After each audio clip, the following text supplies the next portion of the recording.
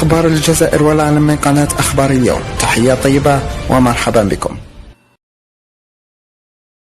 كشفت تقارير إعلامية مصرية أن المدير الفني البرتغالي مدرب منتخب مصر روي فيتوريا رفض مواجهة المنتخب الوطني الجزائري وديا منتصف شهر أكتوبر القادم.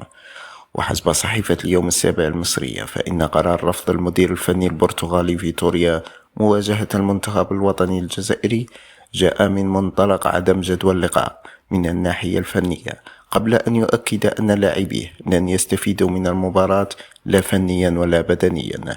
جدير بالذكر أن آخر مباراة جمعت بين المنتخب الوطني الجزائري بنظيره المصري كانت سنة 2010 في نهائيات كأس إفريقيا بأنغولا.